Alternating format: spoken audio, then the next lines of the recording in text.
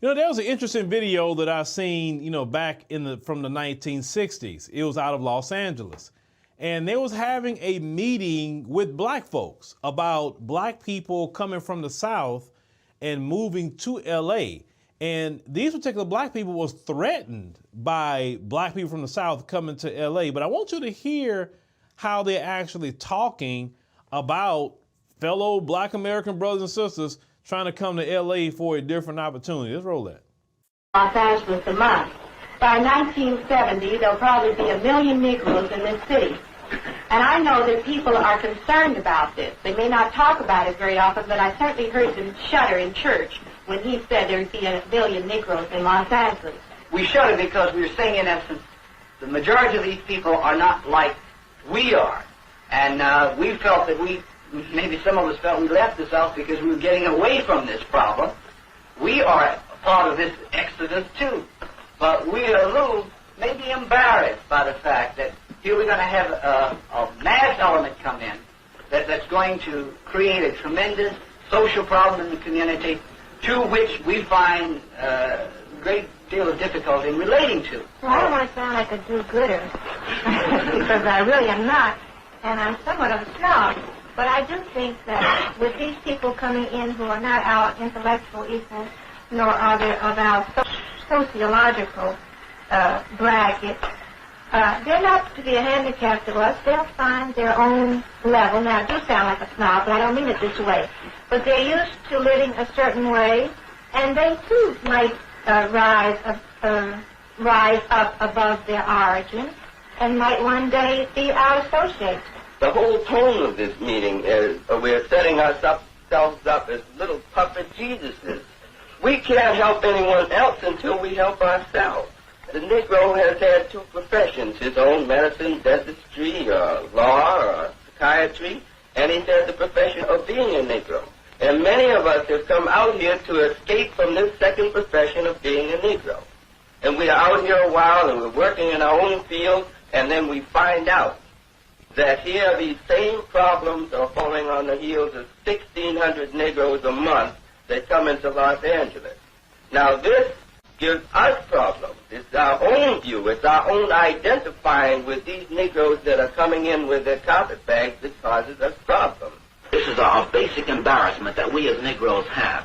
We want to live together, yet we want to sort of scatter to the far winds and live amongst white people. Now, you hear that, most people say, oh, boy, they was real uppity, weren't they? They thought they were so much better than our brothers and sisters that came from the South that was really going through, a whole lot of things, and they wanted to go to L.A. because they wanted some different opportunities. Some of you who are in L.A. right now, who's still there, who didn't leave, because, hey, a lot of black folks are leaving, California, and rightfully so, because Democrat policies, how they weaponized, immigration against black folks. They brought in a bunch of hostile people coming from across that border, attacking black folks, doing all kinds of things to black people. That's why a lot of black folks went to, Las Vegas, so they could, still have a close proximity to California, but don't be too far away from it. Some of them went to, came down to Texas. Some went to Atlanta. Some went to Chicago. Many, they just, a lot of black folks are leaving that place in droves because it's not really, too great for our people. But at that time period, you did have more black people before they brought in all these hostile migrants and immigrants that's coming across. And they were ashamed for them to even come over. They did, it's like, ooh, I don't want them to even be talking to me type of deal. Or they gonna mess up what we got going on out here. Just being a bunch of uppity black folk.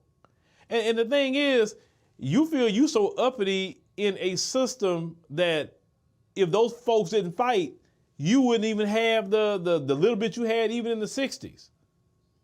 Because I told y'all there are people that don't want to be around black folks like that. They feel like the folks feel.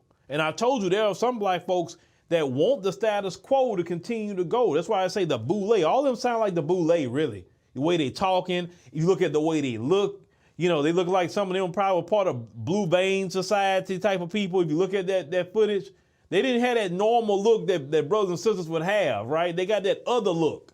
You understand? The same thing we got today, the Boule members. If you look at them, you can kind of tell. Just look at them. Look at how they present themselves. Look at their hair. You can literally see it on them.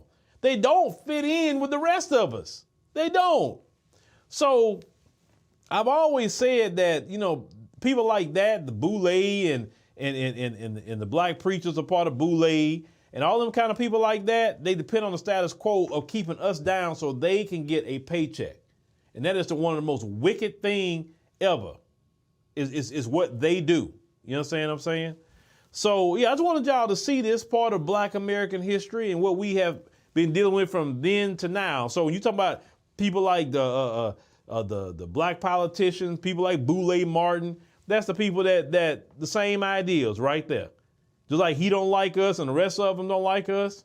They don't like the grassroots, but how they got even where they was at back then and even definitely today because of the grassroots. Boule does not fight for freedom.